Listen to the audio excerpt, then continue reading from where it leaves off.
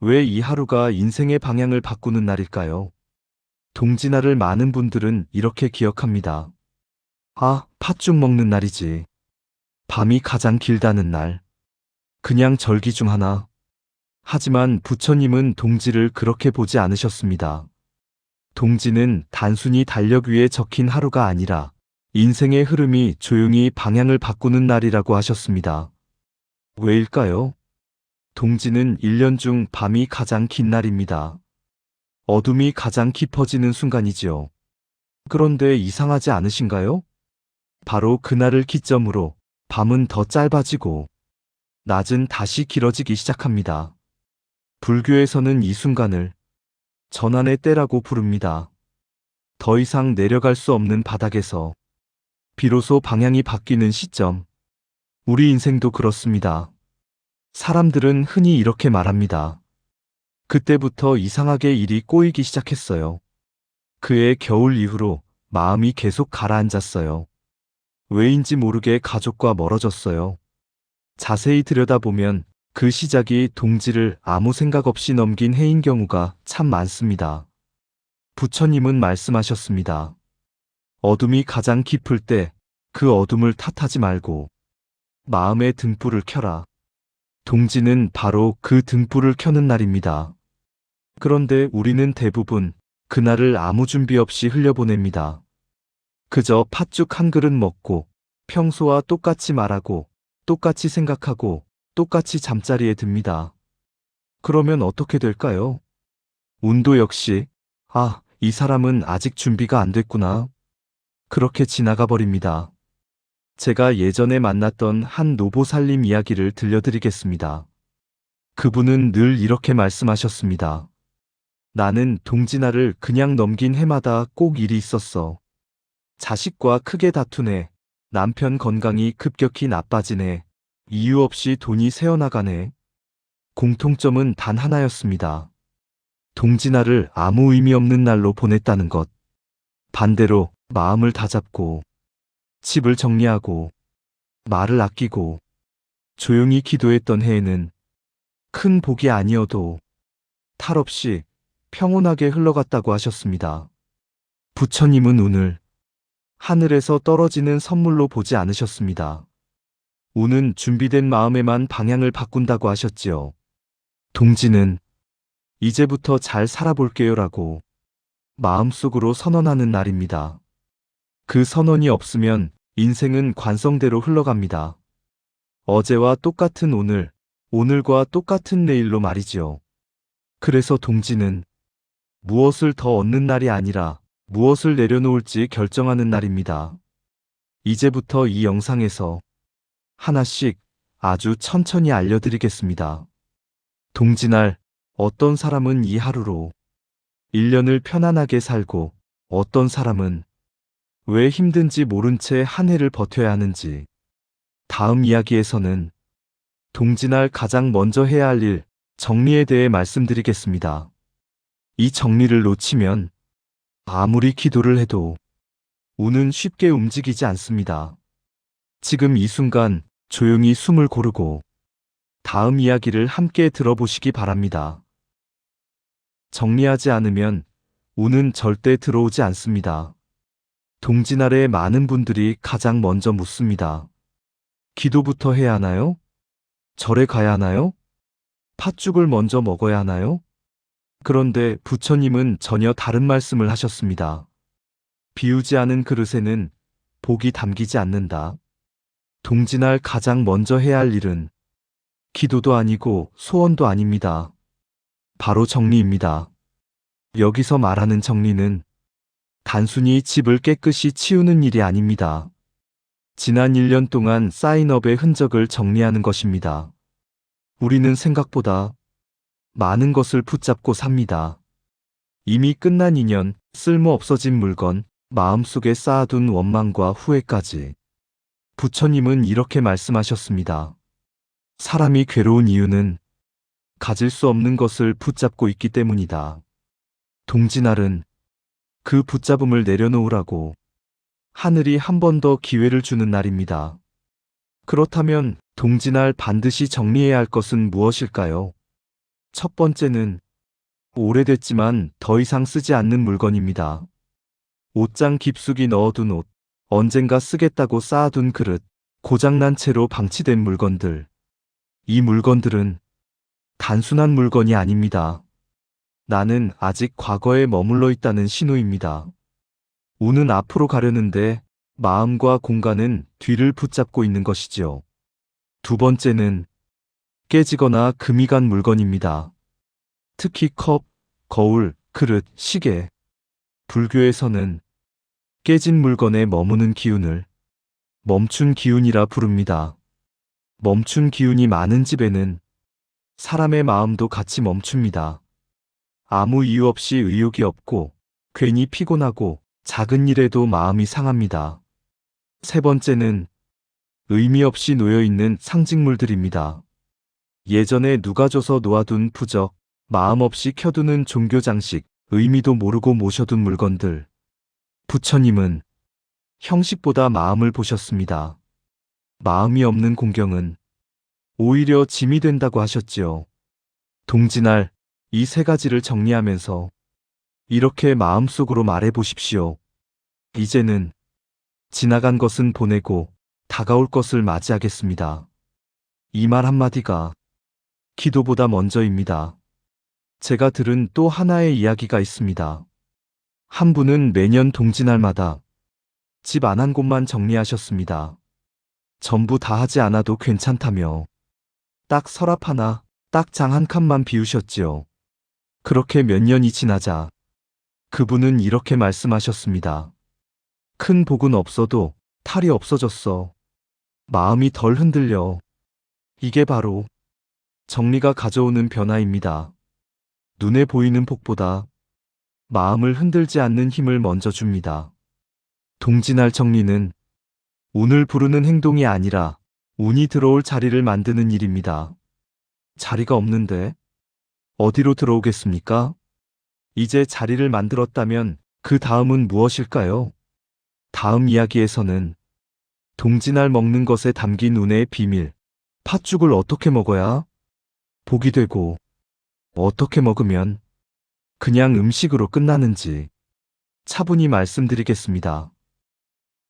지금 이 순간 서랍 하나를 떠올려 보십시오.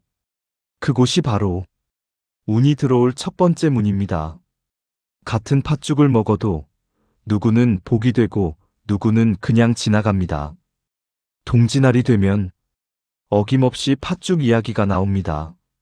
팥죽 드셨어요? 올해도 한 그릇은 먹어야지요. 그런데 이상합니다.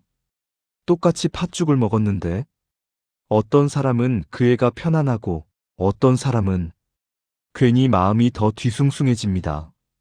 부처님은 음식 그 자체보다 그 음식을 대하는 마음을 보셨습니다. 불교에서는 먹는 행위를 섭식이라 하지 않고 공양이라 부릅니다. 입을 채우는 시간이 아니라 마음을 다스리는 시간이기 때문입니다. 동지날 팥죽의 진짜 의미는 귀신을 쫓는 데 있지 않습니다. 그건 민간에서 덧붙여진 이야기일 뿐, 본래 의미는 붉은 빛으로 마음의 탁함을 씻는 것입니다. 팥의 붉은색은 불교에서 정화의 색입니다.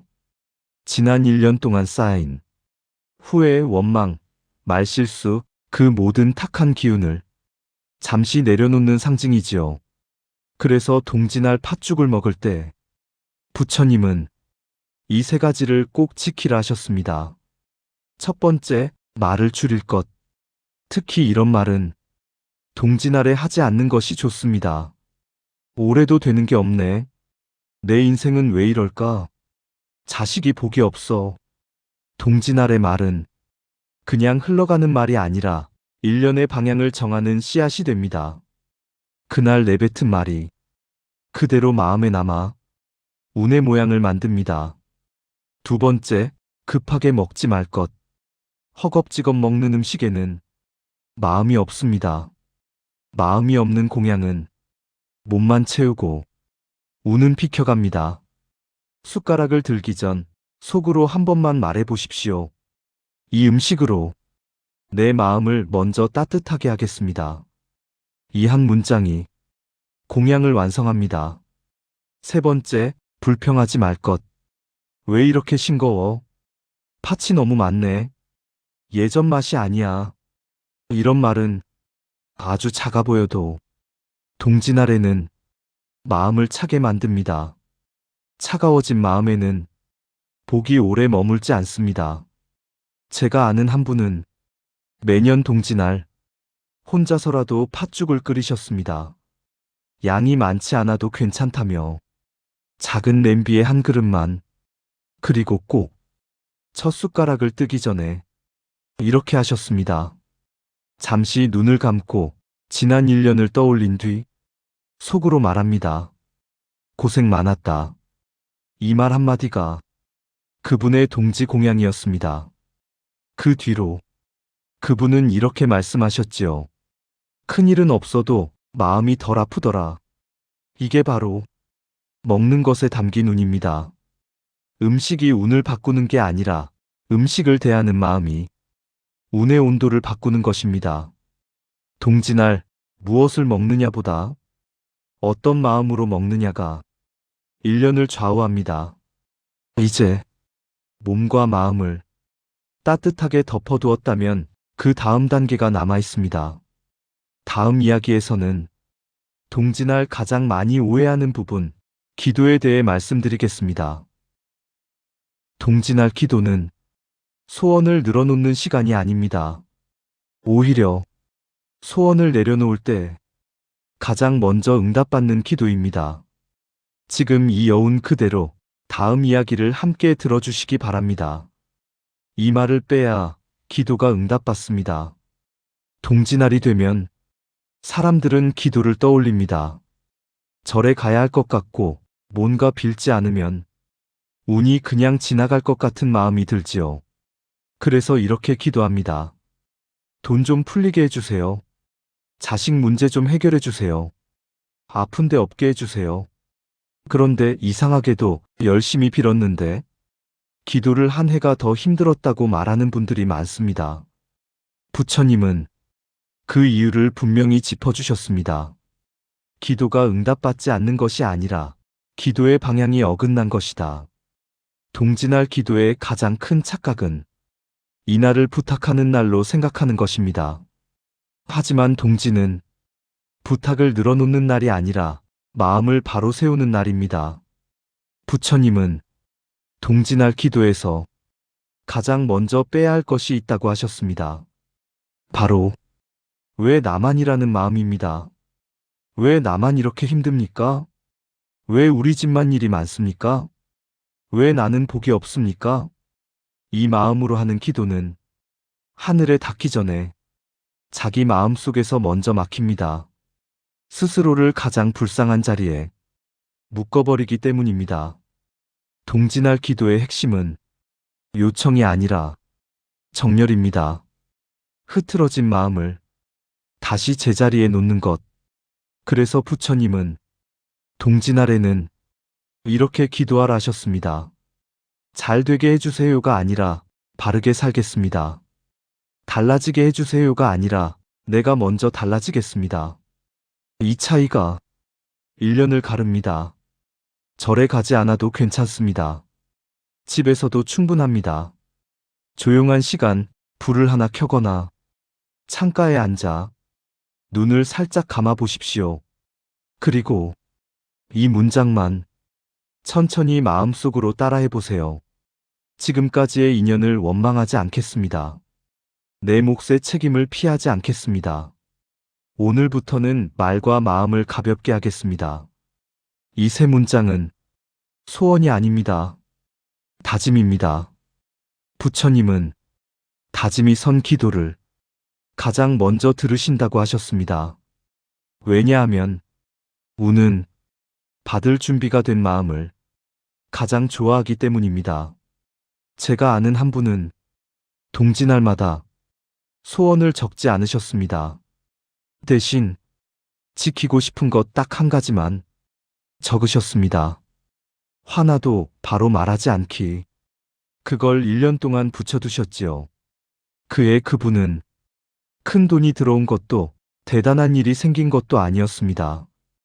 하지만 이렇게 말씀하셨습니다. 사람 때문에 울 일이 없었어. 이게 바로 동지날 기도의 응답입니다. 현실을 바꾸기 전에 마음을 덜 아프게 하는 것. 동지날 기도는 하늘을 설득하는 시간이 아니라 나 자신과 약속하는 시간입니다. 이제 마지막으로 남은 것이 있습니다.